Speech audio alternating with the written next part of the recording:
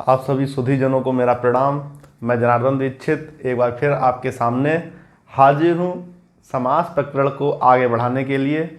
हमने समास में तत्पुरुष समास को पढ़ना शुरू किया था और तत्पुरुष समास में हमने पाया था कि तत्पुरुष समास 5 भागों में विभक्त था, जिसमें नए तत्पुरुष था और लुप्त पद तत्पुरुष समास था, लुप्त कारक चिन्ह तत्पुरुष समास था, अलुप्त तत्पुरुष समास था। इस तरह से तत्पुरुष समास को हमने बटा हुआ देखा था। अब हम तत्पुरुष समास के नई तत्पुरुष समास वाली जो श्रृंखला खत्म कर दिए थे, आज हम उसी का दूसरा भाग जो है लुप्त पद तत्पुरुष समास, लुप्त पद तत्पुरुष समास,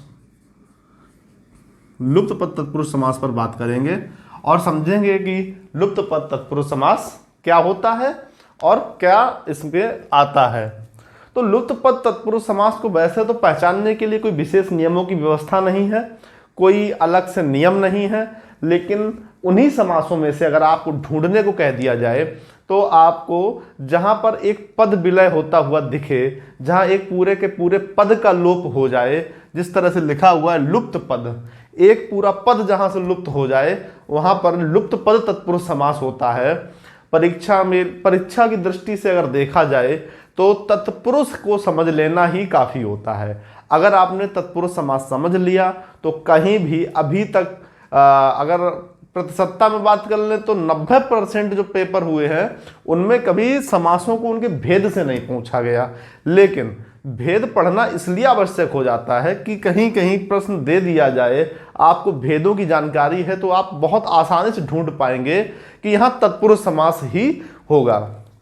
जैसे हमने नए तत्पुरुष समास में देखा था कि वहां पर उपसर्गों का प्रयोग किया जा रहा था और आमतौर पर हम देखते आते हैं कि उपसर्गों का प्रयोग अव्ययी भाव के साथ में किया जाता है। तो इन्हीं सब शंकाओं को दूर करने के लिए ये आवश्यक हो जाता है कि हम तत्पुरुष समास को उसके भेदों के साथ समझें। जैसा कि व्याकरणिक नियम होता है, एक नियम में आगे बढ़ना होता है, तो हम उसी को आगे बढ़ा रहे हैं। ऐसा मत समझिए कि हम इस पर व्यर्थ बात कर रहे हैं। तो लुप्त पद तत्पुरुष समास का कोई खास नियम नहीं, अगर लिखना ही है तो एक लाइन इसमें लिख सकते हैं, ऐसा समास जिसमें पूरे के पूरे एक पद का लोप करके प्रथम और अंतिम दोनों शब्दों को एक साथ बिठा दिया जाता है, वहां पर लुप्त पद तत्पुरुष समास होता है। तो हम अब बात कर लेते हैं लुप्त पद तत्पुरुष समास के उदाहरणों के ऊपर। और हमने जैसा कि आपसे कहा था कि हम एक वीडियो में एक समास को लेकर आगे बढ़ेंगे, तो उसी श्रृंखला में आगे बढ़ते हैं लुप्त पद तत्पुरुष समास और इसके कुछ उदाहरणों पर बात करते हैं। एक मैं आपके सामने उदाहरण लिख रहा हूं, रेलगाड़ी, और ये वह उदाहरण है जो मैंने आपको सबसे पहले भी बताया था। समास जिस दिन प्रारंभ किया था उसी दिन मैंने आपको ये उदाहरण लिख के दिखाया था। तो रेलगाड़ी का विग्रह करेंगे, रेल पर चलने वाली गाड़ी। जो गाड़ी रेल पर चलती है उसे क्या कहते हैं? रेलगाड़ी। ठीक है। तो आप एक चीज देखेंगे, यहां पर एक पूरा पद गायब हुआ, जैसे पर चलने वाली, हमने पर चलने वाली खत्म कर दिया और रेल और गाड़ी को मिला करके पास पास बिठा करके एक पद बनाया। क्या बनाया? रेलगाड़ी। तो देखिए, अगर लुप्त पद तत्पुरुष समास में भी आपको अभी शंका उत्पन्न होगी और उनको मैं अभी अगर समाप्त करता हुआ चलूं तो ज्यादा बेहतर रहेगा। इसमें बहुत से लोग कहेंगे कि पर लग गया है तो ये कारक हो गया, कारक चिन्ह हो गया है यहाँ पर, तो क्या यहाँ पर तत्पुरुष समास जो अगला आएगा लुप्त कारक चिन्ह तत्पुरुष समास तो नहीं बनेगा। बिल्कुल उनकी बात अपनी जगह पर सही है।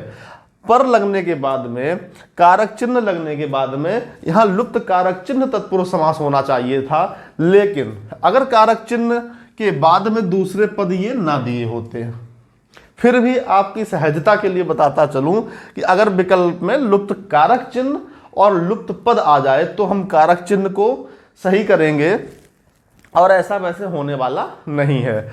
और आपको यह भी ध्यान रखना है कि यहाँ कारक चिन्ह के बाद में 2 पद और आ रहे हैं, चलने वाली। इसी तरह आपका इसी शंका को दूर करने के लिए एक उदाहरण और लिखते हैं, रेल भाड़ा। तो रेल भाड़ा क्या होता है? क्या किसी रेल का भाड़ा होता है? नहीं होता है। तो रेल के लिए भाड़ा, रेल के लिए भाड़ा, उसको क्या कहेंगे? रेल भाड़ा। रेल के लिए भाड़ा, रेल के लिए भाड़ा क्या हुआ? रेल भाड़ा हुआ। अब यहां पर देखिए के लिए कारक चिन्ह है, के लिए कारक चिन्ह है। क्या के लिए कारक चिन्ह के बाद में आपको कोई अन्य पद दिखाई दे रहा है? तो आपका उत्तर ना में आएगा। तो रेल के लिए भाड़ा, इसके साथ कोई अन्य कारक चिन्ह, अन्य पद नहीं दिया गया, तो ये लुप्त कारक चिन्ह इसलिए यहां पर बन जाएगा। और यहां पर कारक के बाद चलने वाली भी दिया गया है साथ में, इसलिए यहां लुप्त पद तत्पुरुष समास बन रहा है। तो इस बात को ध्यान रखना कि कारक चिन्ह के बाद में अगर अन्य पद दो या दो से अधिक पद आ जाए तो वहां पर लुप्त पद तत्पुरुष समास बन जाता है। गलती ये मत कर देना कि इस पर को देखकर यहां पर लुप्त कारक चिन्ह तत्पुरुष समास नहीं किया जा सकता है। तो हम लुप्त पद तत्पुरुष समास की ही बात करते हैं, उसके कुछ अगले उदाहरण समझते हैं। ये उदाहरण आपको समझाने के लिए था कि आपको किस तरह से समझ में आए।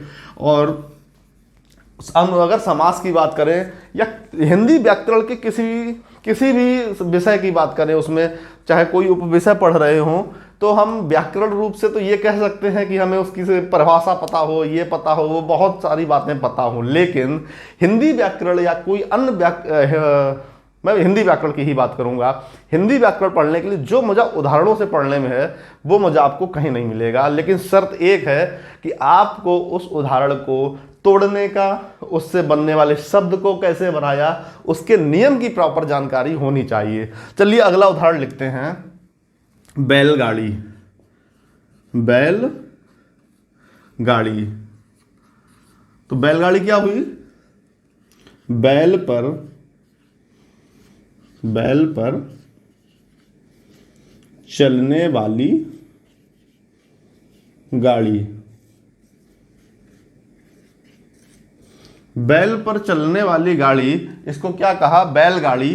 तो देखिए पर कारक चिन्ह बना रहा, लेकिन उसका कोई फर्क क्यों नहीं पड़ा? क्योंकि चलने वाली पद पर के बाद जुड़ा है।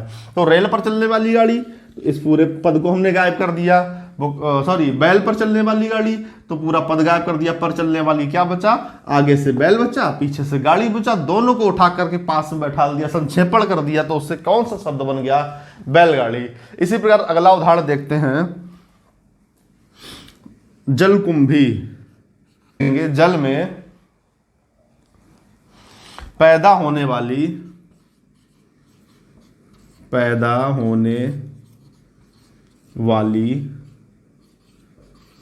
जल में पैदा होने वाली कुंभी। ऐसी कुंभी जो जल में पैदा हो रही है उसको क्या कहते हैं? जलकुंभी कहा जाता है। अब कहेंगे इसमें जल के बाद में लग गया, तब भी यहां पे लुप्त कारक चिन्ह तत्पुरुष समास नहीं बना, लुप्त पद तत्पुरुष समास कैसे बन गया? तो उनका उत्तर हम प्रारंभ में ही दे चुके हैं कि कारक चिन्ह के बाद में जो पद लगा है, में के बाद में पैदा होने वाली जो लिखा है, इसके कारण यहाँ पर लुप्त कारक चिन्ह तत्पुरुष समास ना होकर लुप्त पद तत्पुरुष समास बनेगा। इसी प्रकार से अगला उदाहरण अगर लिखते हैं, बहुत ही विवादित उदाहरण है और बहुत ही अच्छा उदाहरण है। पकौड़ी। पकौड़ी, इसको स्टार लगा लीजिए, ये बहुत पूछा जाता है परीक्षा में। तो पकौड़ी का विग्रह करिए। पकी हुई बड़ी। पकी हुई बड़ी का क्या कहलाएगी? पकौड़ी कहलाएगी। जो पक गई है वो क्या कहलाएगी? बड़ी। अब देखिए कारक चिन्ह नहीं आया यहां पर, लेकिन पद आया तो वो अकेला आ गया। कारक चिन्ह आता तो अकेला नहीं आता। यही सबसे बड़ा पहचान है लुप्त पद तत्पुरुष समास का, कि अगर कारक चिन्ह आ रहा है तो उसके साथ कोई ना कोई अन्य सामासिक पद जुड़ा मिलेगा। रेल पर चलने वाली, फिर बैल पर चलने वाली। इसी प्रकार जो में कारक चिन्ह है इसके साथ में पैदा होने वाली जुड़ा है। लेकिन जब पकौड़ी में कारक चिन्ह नहीं आया तो यहां पर सिर्फ एक पद आ गया, पकी हुई बड़ी। ऐसा नहीं है कि अगर कारक चिन्ह नहीं आ रहा तो एक ही पद आएगा। और भी पद आ सकते हैं, लेकिन अगर कारक चिन्ह नहीं है तो एक पद से भी काम चल जाता है या एक शब्द से भी काम चल जाता है। इसी प्रकार अगला उदाहरण है रसगुल्ला। अब रसगुल्ला क्या होता है ये, अच्छा अब आप लोग ये सोचेंगे इनके विग्रह किस प्रकार से करें। तो देखिए एक कॉमन सेंस लगाओ, दुकान पे रखा हुआ रसगुल्ला देखो कैसा दिखता है। क्या रसगुल्ला रस के ऊपर तैर रहा होता है या रस के अंदर रसगुल्ला होता है? तो वो एक गुल्ला बनाते हैं गोल गोल, उसको रस में डुबा देते हैं, वो क्या कहलाता है? रसगुल्ला कहलाता है। तो रस में डूबा हुआ, रस में डूबा हुआ गुल्ला, रस में डूबा हुआ गुल्ला उसे क्या कहेंगे? रसगुल्ला कहेंगे। ये भी इंपॉर्टेंट उदाहरण है, ये काफी पूछा जाता है परीक्षा में। तो पहली बात तो इसमें तत्पुरुष समास है। तत्पुरुष में भी कौन सा समास है? लुप्त पद तत्पुरुष समास है। इन बातों को ध्यान रखना। रेलगाड़ी, बैलगाड़ी, जलकुंभी, पकौड़ी, रसगुल्ला। इसी प्रकार एक और उदाहरण है,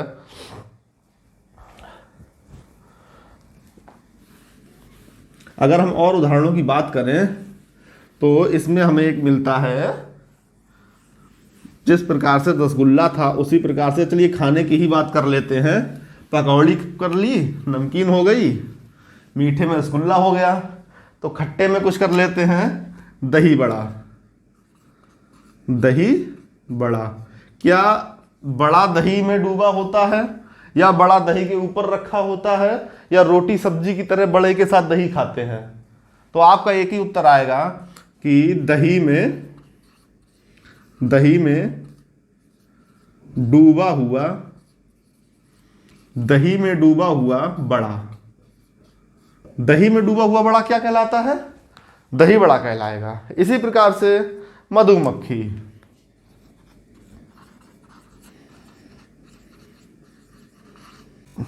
मधुमक्खी का समास विग्रह करते हैं तो मधु को एकत्र करने वाली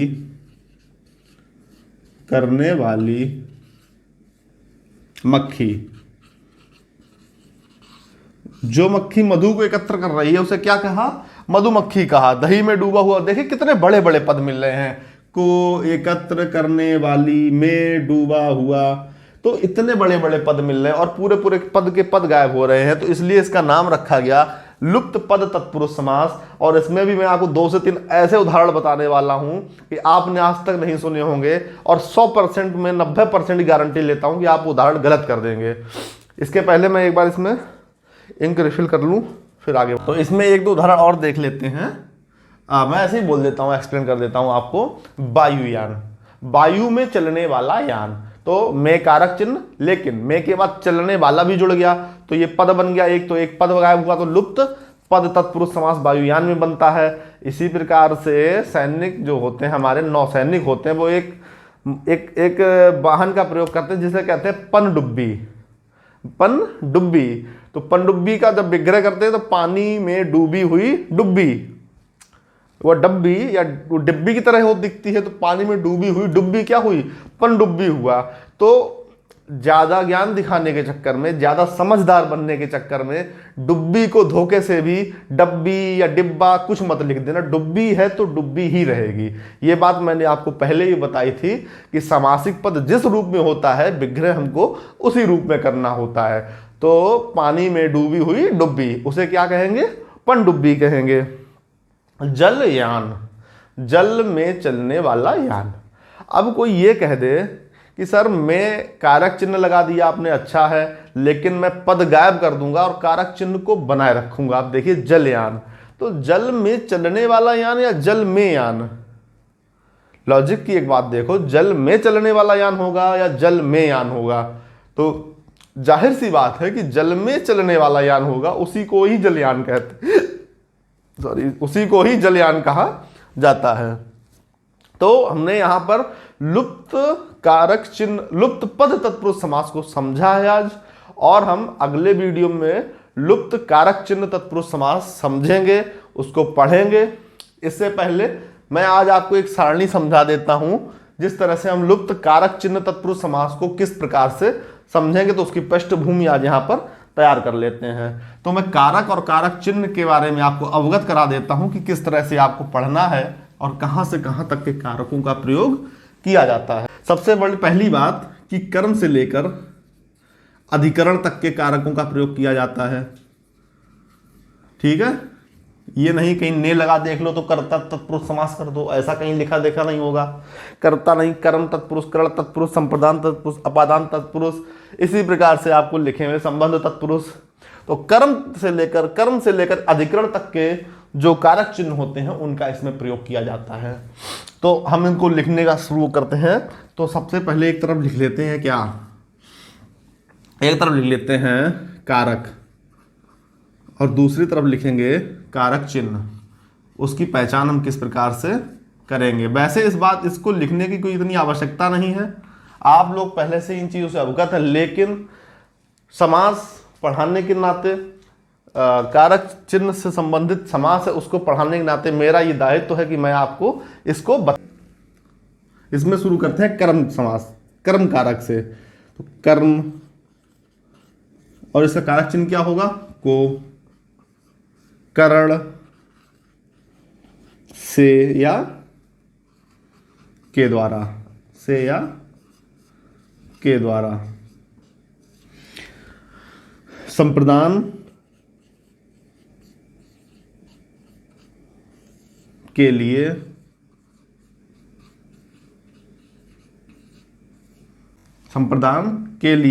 अपादान से अलग होना, से अलग होना। अधिकरण संप्रदान से अलग होना, संप्रदान के लिए अपादान, संप्रदान के लिए अपादान से अलग होना, संबंध काकी के, संबंध का की के और अधिकरण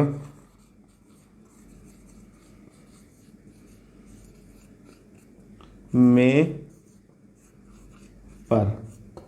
ये कारक हैं और ये उनके कारक चिन्ह हैं जिससे हम पहचानेंगे कहाँ पर कौन सा कारक है। कर्म कारक है तो कारक चिन्ह को लगा होगा, से या के द्वारा लिखा मिल रहा है तो वहाँ पर करण कारक होगा। अगर कहीं पर के लिए लिखा मिल रहा है तो वहाँ संप्रदान कारक होगा। कहीं से अलग होने के संबंध में कोई चीज़ लिख कर आ रही, पेड़ से पत्ता गिरा, मैं दिल्ली से कानपुर गया, तो इस प्रकार के उदाहरण होंगे वहाँ अपादान कारक। संबंध काकी के, राम का भाई, सीता की पुस्तक, राम की गाय, मेरा घर, अधिकरण तत्पुरुष समास में या पर लगा होगा। तो इस प्रकार से हम पहचानेंगे कि कौन सा कारक चिन्ह को समझा, कौन सा कारक किस कारक चिन्ह के माध्यम से समझा जा सकता है। तो इसी के साथ हम मिलते हैं अपने अगले वीडियो में। तब तक के लिए दीजिए इजाजत, नमस्कार।